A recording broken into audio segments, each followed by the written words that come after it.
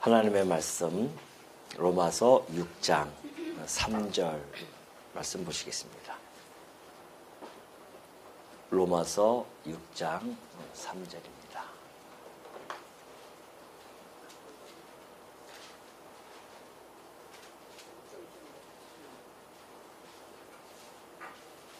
이 앞에 있으니까 이 앞에 거 참고해 주시기 바랍니다. 무릇 그리스도 예수와 합하여 세례를 받은 우리는 그의 죽으심과 합하여 세례를 받은 줄을 알지 못하느냐.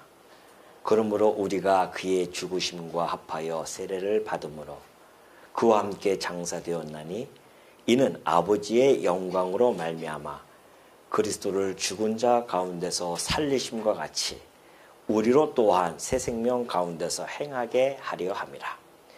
만일 우리가 그의 죽으심과 같은 모양으로 연합한 자가 되었으면 또한 그의 부활과 같은 모양으로 연합한 자도 되리라. 5절까지 봉독해 드렸습니다. 오늘은 특별히 우리가 매년 드리는 추수감사 예배뿐만이 아니라 세례와 성찬식까지 함께 거행하는 아주 뜻깊은 날입니다. 추수감사를 우리가 매년 드리는 이유는 1년 동안 하나님께서 인도하시고 보호하시고 또 살펴주신 그 은혜에 감사와 찬양을 드리면서 하나님을 기억하는 그러한 시간입니다. 매년 우리가 추수감사에 대한 의미를 상고하면서 지내왔기 때문에 오늘은 특별히 세례에 대한 말씀을 나누고자 합니다. 제가 여기 부임 와서 말씀도 성교회 부임 와서 처음으로 행하는 그러한 세례식이기 때문에 의미도 있지만은 그러나 그 세례에 담겨져 있는 그 의미와 본질은 우리가 그동안 혹 잊어버렸다거나 또는 소홀히 여겼던 그런 점이 없지 않아 있기에 다시 한번 세례에 대한 의미와 본질을 살펴봄으로 말미암아 우리 성도님들의 신앙이 다시 회복되어지고 하나님에 대한 또한 그리스도에 대한 첫사랑을 회복하는 그런 시간이 좀 되었으면 하는 바람으로 세례에 대한 형식과 본질에 대하여 한번 살펴보도록 하겠습니다. 우리 성도님들은 이 세례에 대하여 어떠한 좀 생각을 가지고 계시는지 사실은 좀 궁금합니다. 뿐만이 아니라 또 이 세례에 임하는 우리 성도님들, 오늘 세례를 받으실 분들, 또 세례에 대해서 어떻게 생각을 하고 계신지 이런 것들을 오늘 깊이 묵상하시면서 말씀을 함께 나누었으면 좋겠습니다. 사실 기독교가 많이 쇠퇴하고 있는 이 작금의 현실에서 보면은 우리 세례 교인들의 그러한 책임도 없지 않아 있죠. 오늘날 많은 사람들이 각 직장이라든가 각 처소에서 세례인으로서의 삶을 살아내지 못하기 때문에 많은 사람들로부터 손가락질을 당하고 기독교가 점점 쇠퇴할 수밖에 없는 그러한 지경에까지 이른 것이 오늘의 실정입니다. 이런 차제에 우리가 세례인으로서의 삶이 무엇인지 그 본질을 살펴본다고 하는 것은 매우 의의가 있을 것입니다. 세례는 매우 중요합니다. 왜냐하면 우리 교회의 머리 되시는 그리스도께서 제정하셨고요. 또한 우리 주님도 이 땅에 오셔서 세례를 직접 받으신 분이십니다. 물론 우리 주님이 받으신 세례와 오늘 우리가 받는 세례와는 성질이 좀 다르죠. 왜냐하면 우리 주님이 오신 것은 세례를 받으신 것은 하나님 되심에 대한 증명, 입증을 위해서 세례를 받으셨고요. 예수님 세례 받으실 때에 성령이 비둘기처럼 내려와서 하나님의 아들이심을 증거해 주지 않았습니까? 또 하나님께서도 성부 하나님께서도 이는 내 사랑하는 아들이라고 그렇게 칭한 바가 있죠. 그만큼 예수님이 받으셨던 세례는 당신이 하나님의 아들 되심에 대한 입증일 뿐만이 아니라 또 메시아로서 당신의 그 거룩한 그러한 사명에 사명을 하나님께 대하여 헌신하고 복종하기로 그 복종하는 그런 준비와 또 시작의 단계로서 세례를 받으시기도 합니다. 결국 그의 백성들을 위해서 언약하신 대로 죽으셨다가 또한 부활하실 것에 대한 그런 내용을 미리 보여주는 사건이 예수님의 세례적인 사건이었습니다. 그렇기 때문에 너무너무 중요하죠. 예수님도 그 세례를 너무 중요시하기 때문에 세례 요한에게 갔더니만 세례 요한이 주여 어떻게 당신이 세례를 받을 수 있겠습니까 저한테. 그러니까 아니다. 이것은 모든 의를 이루기 위한 것이니까 세례를 베풀라고 해서 세례 요한이 예수님에게 세례를 베푸십니다.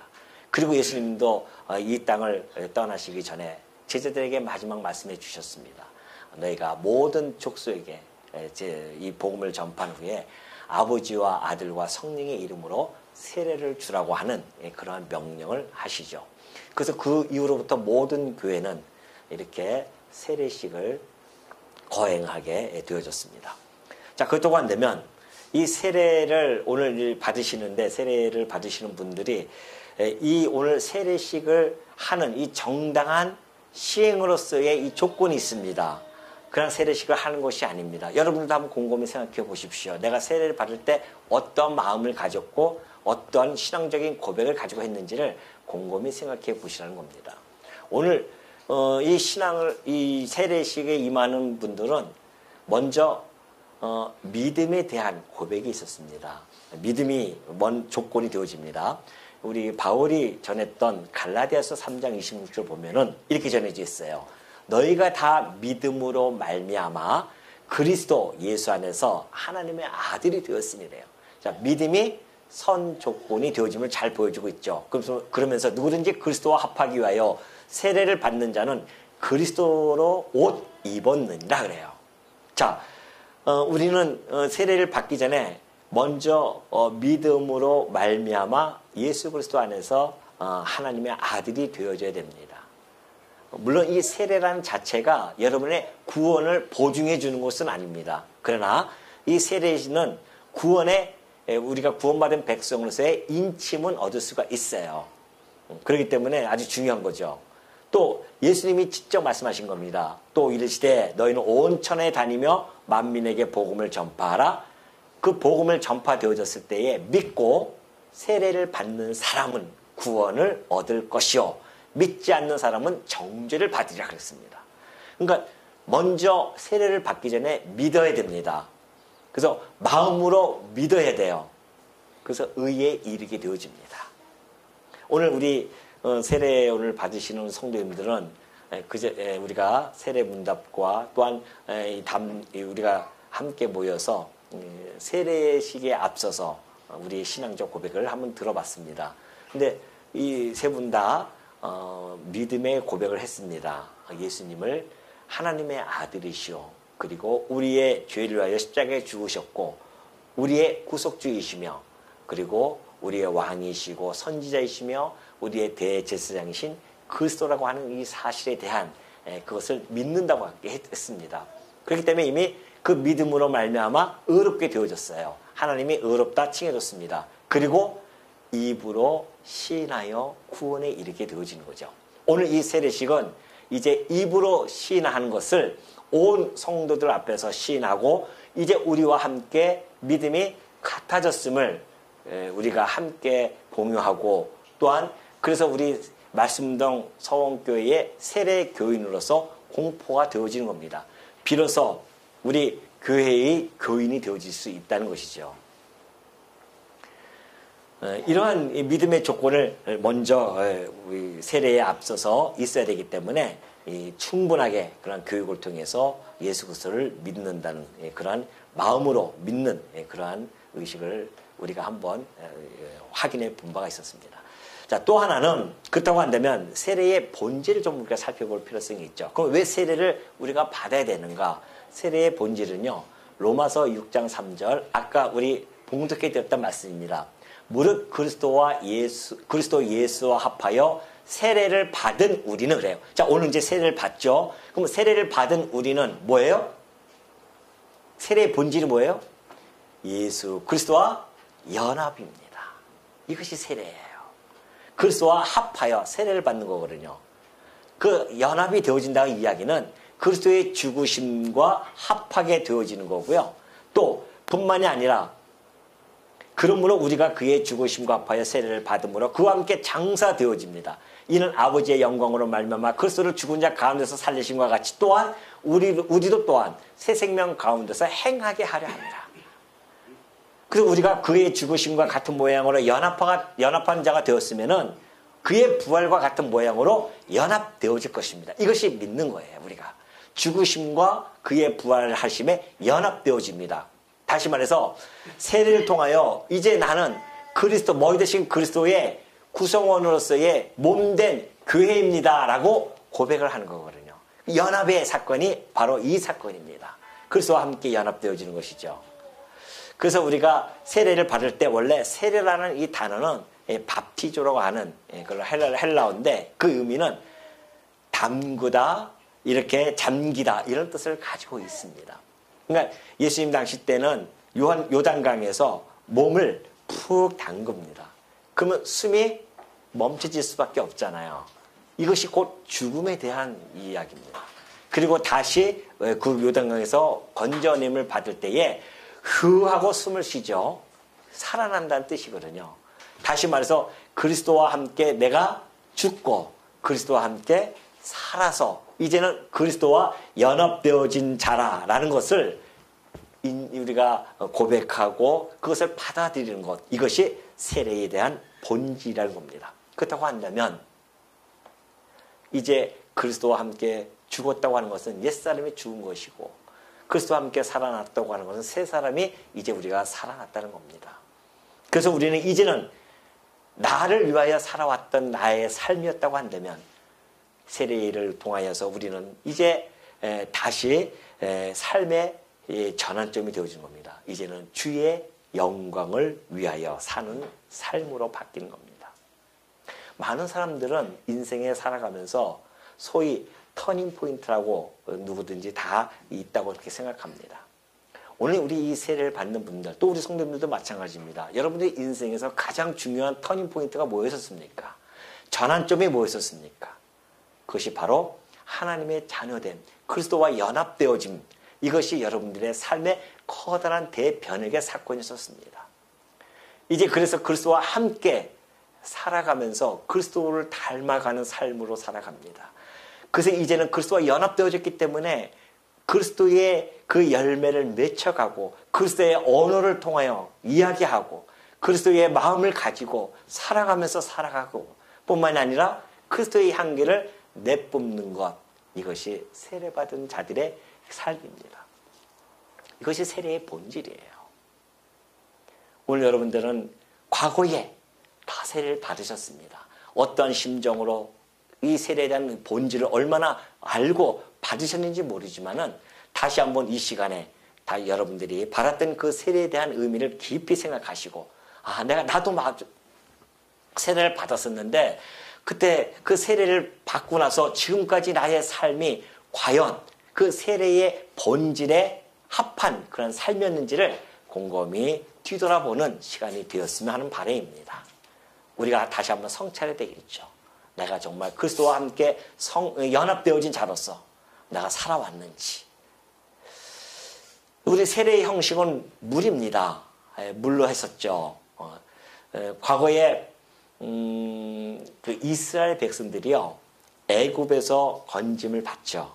이스라엘 민족들이 애굽에서 건짐을 받고 하나님께서 희생하게 공교롭게도 홍해 앞으로 인도해 가십니다.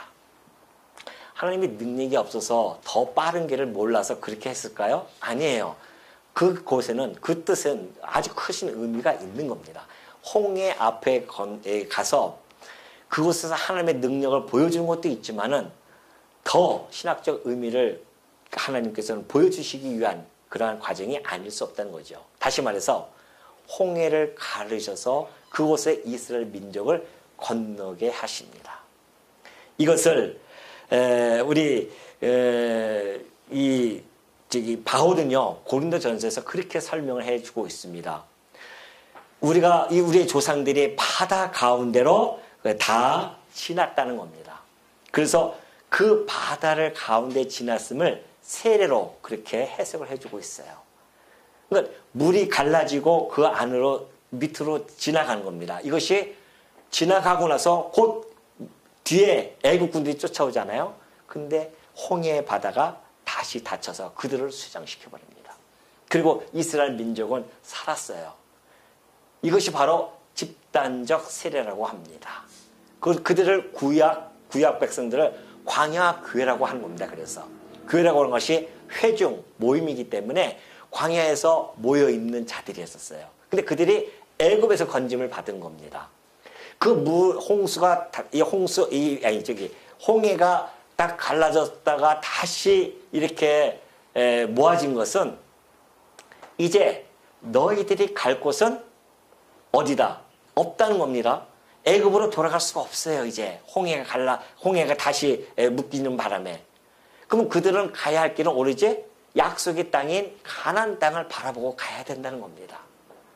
비록 광야길이라고 하는 것이 험난하고 힘든 길이지만은 그 힘든 길 속에서도 어디를 바라봐라? 하나님이 약속한 그 가나안 땅을 바라보면서 가는 것. 이것이 그 홍해를 건너게 하신 하나님의 깊으신 뜻이 그 안에 담겨져 있는 겁니다. 이제는 옛 이집트에서의 애굽에서의 삶을 다 잊어버리라는 겁니다. 끊으라는 겁니다. 그들이 그곳에서의 삶이 어떤 삶이었습니까? 이방신들을 섬기고 애굽에서 종살이하면서 살았던 자들 아니겠습니까? 이제 그 생활이 끝난 거예요. 자유함을 얻었단 말입니다. 그 자유함을 마음껏 누리면서 이제는 하나님께서 그들을 건져내 주셨기 때문에 하나님과 합하여진 그러한 삶을 살으라고 그곳을 건너게 해주시는 거예요. 근데 이스라엘 백성들이 어떻습니까? 그들이 같이 신령한 음료를 같이 마셨고 신령한 양식을 먹었습니다. 하나님이 주시는 그 만나와 하나님이 주시는 그 반석에서 나오는 그 물을 함께를 마셨어요. 그럼에도 불구하고 그들은 하나님을 기쁘게 하지 못했습니다. 다수가 하나님이 기뻐하지 않았다고 했습니다. 그래서 하나님께서는 그들을 광야에서 멸망에 이르게 합니다. 자그마치 장정, 애굽에서 나왔던 그 장정 60만이 남자입니다. 남자 장정 60만이죠.